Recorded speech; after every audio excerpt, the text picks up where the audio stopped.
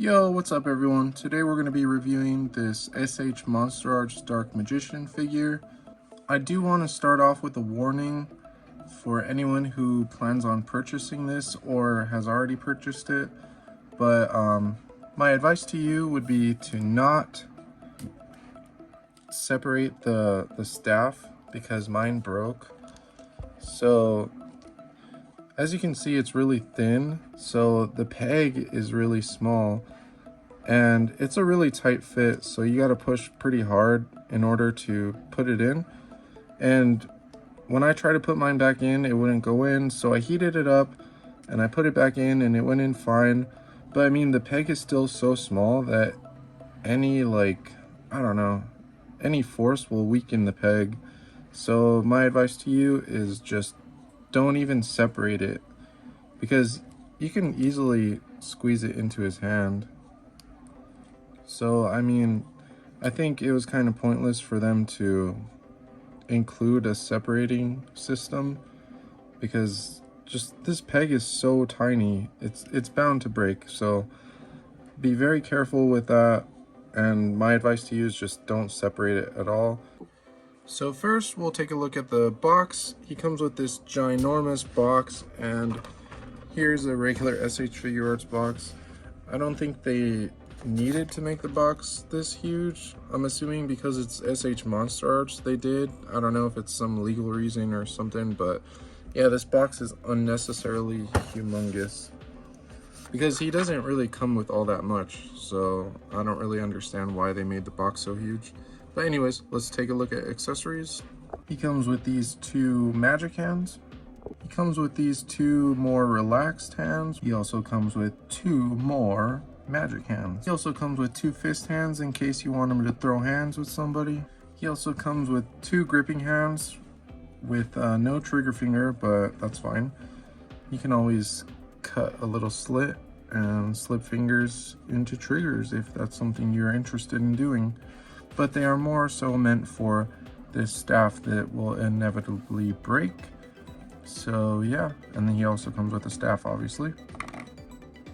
He also comes with this cool little display stand with the magic ring and the energy ball, and it has three little poles that articulate.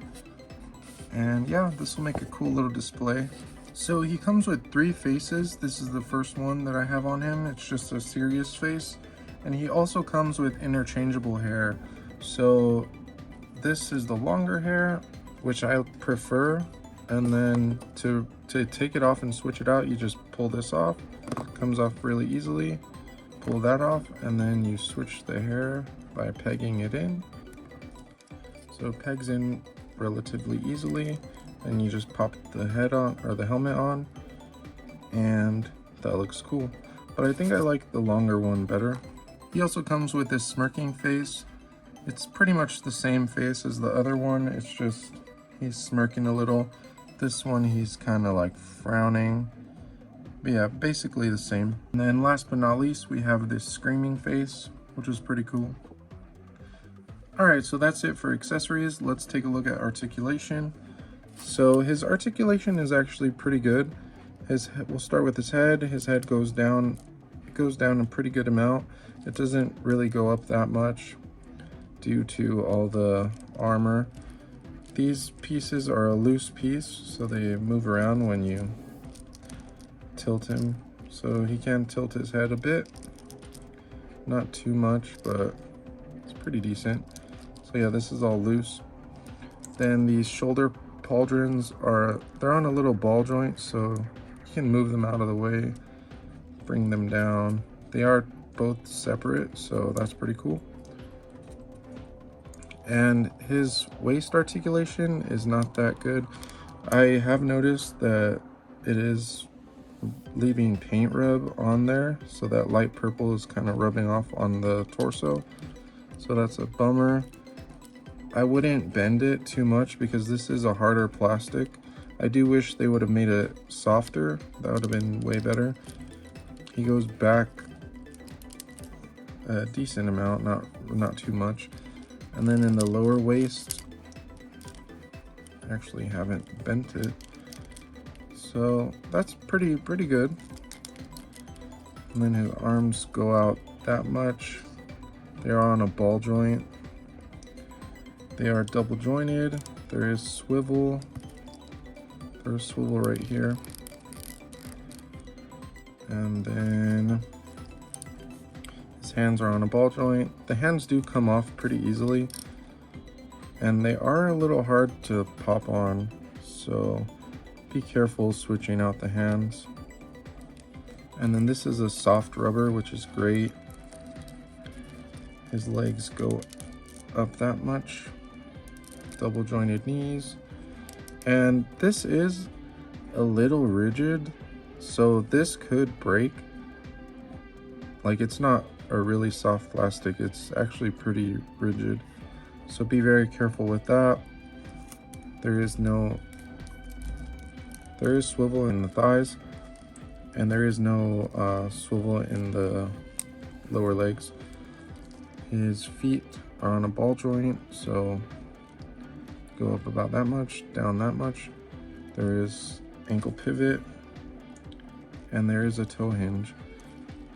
He does have a little trouble standing. I don't know if it's because of the diorama. Yeah, let's take a look at some size comparisons. Alright, so here we have him next to the amazing Yamaguchi Dark Magician and this Kotobukiya Dark Magician girl. And as you can see, I do have him on a base because he honestly is kind of a pain in the ass to stand. So yeah, so she's gigantic next to him. Like, this would be, I mean, they're about the same height, but she is like, I don't know, just bigger. It's a different scale, so yeah. So here he is next to this one. So these are almost the same height. All right, here we have him next to a couple SH figure arts. We have Naruto and the Gear 5 Luffy. Here we have him next to the amazing Yamaguchi Dabi and the Jazzwares Kaneki figure. Here we have him next to a couple of Mayfix figures. We got the Mayfix Spider-Man and Mayfix John Wick. All right, here we have him next to a Mythic Legions figure and a 30-minute missions figure. For the final comparison, I have him next to this Dark Magician from my childhood. So I just want to show like how far we've come. And I'm really happy to have this, and I just put the amazing Yamaguchi just to show just how far we've come. And like, don't get me wrong, this is a great figure, but getting him into just a normal pose, he looks fucking crazy. But like in a dynamic pose, he looks amazing. But yeah, I don't know. I really hope we get all the different versions of Dark Magician, like this color variant, and then the red one. That one would be sick. And yeah, my only real issues with this figure is he's a little difficult to stand up. The hands pop off fairly easily. The paint rub right here is a little annoying. And obviously the staff breaking was kind of a bummer, but I'm gonna fix it, so it's not too big of a deal.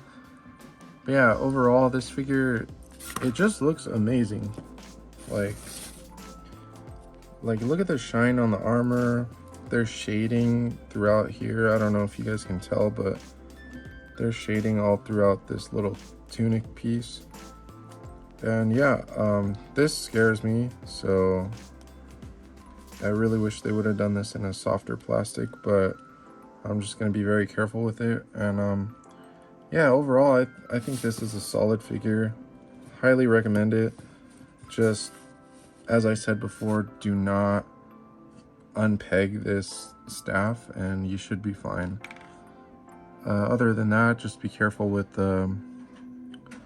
bending the torso. But other than that, this is an amazing figure.